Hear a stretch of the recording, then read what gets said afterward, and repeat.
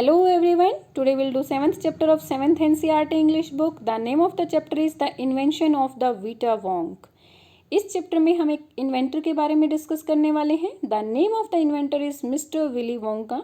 Mister Willy Wonka 2 type के inventions करते हैं. कौन कौन से इन्वेंशंस वो करते हैं, उनका क्या रिजल्ट निकलता है और कौन कौन सी चीज़ों को वो अपने इन्वेंशंस के लिए यूज़ करते हैं, वो सारी चीज़ें हम जो है इस चैप्टर में डिस्कस करने वाले हैं. तो चलिए स्टार्ट करते हैं.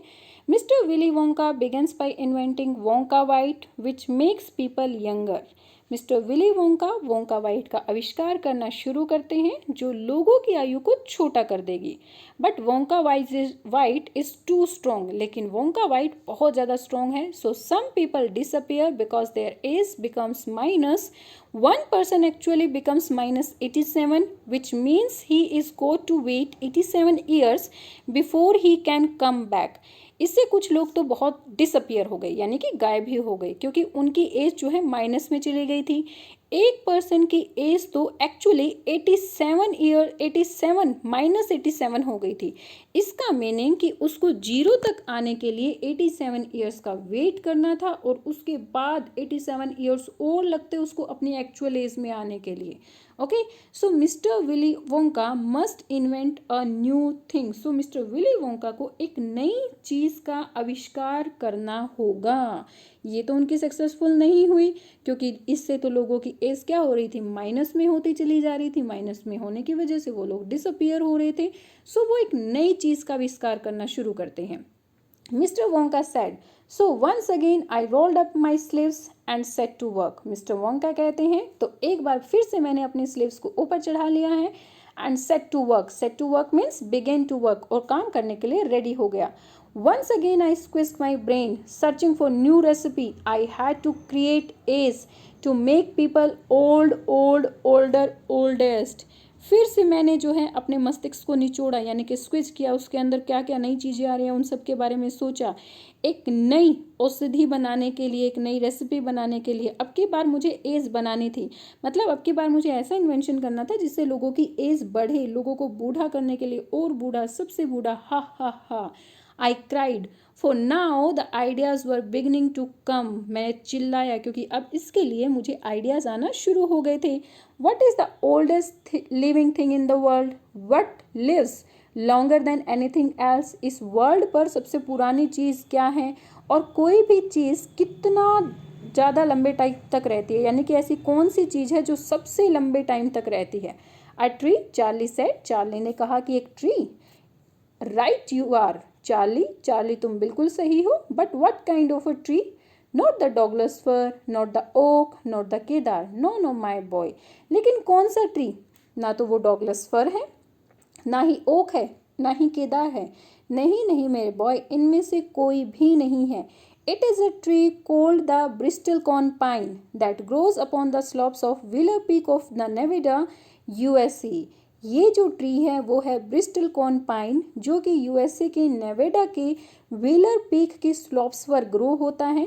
You can find bristlecone pines on Wheeler Peak today that are over 4000 years old.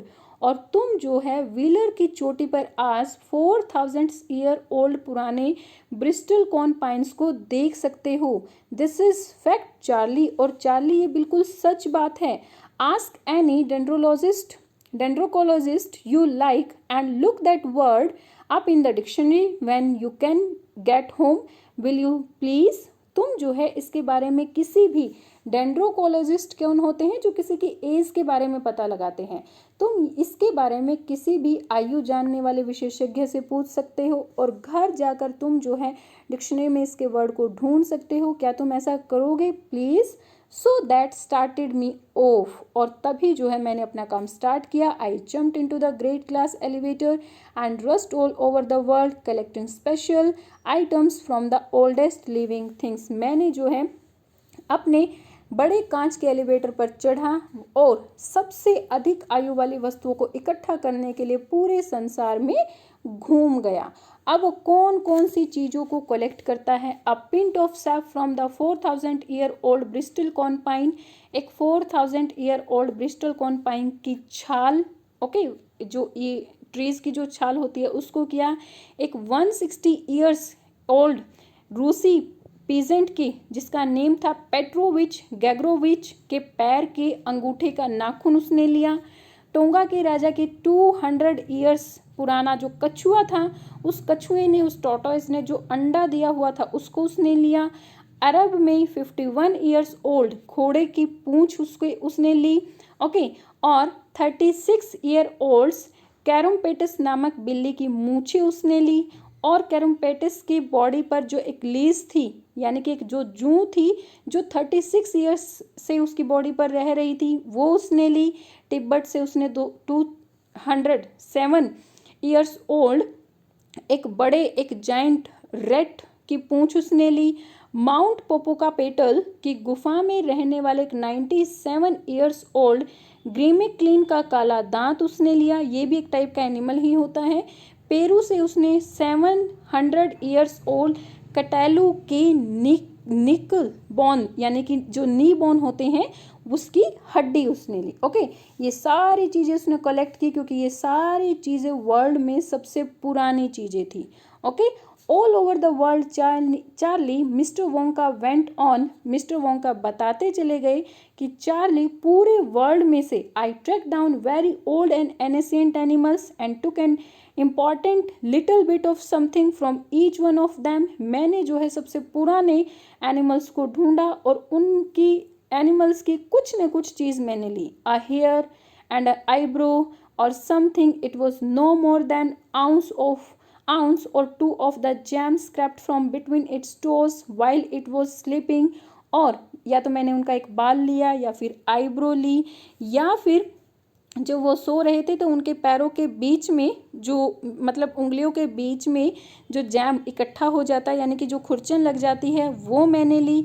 मैंने जो है whistle pig, the bobolink, the stock, the pollyfrog, the giant curlicues, the stinging slug, the venomous squerkles, इन सब के the venomous स्क्वेरकल्स जो कि 50 गज की दूरी से किसी के ऊपर वेमन को फेंक सकता है, उन सबको ढूंढ निकाला और उनकी कोई ना कोई चीज़ मैंने जो है इकट्ठी कर ली थी।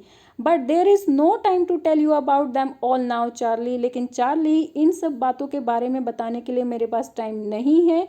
Let me just say quickly that in the end, चलो मैं जल्दी से वो बताता हूँ कि आखिर एंड में हुआ क्या।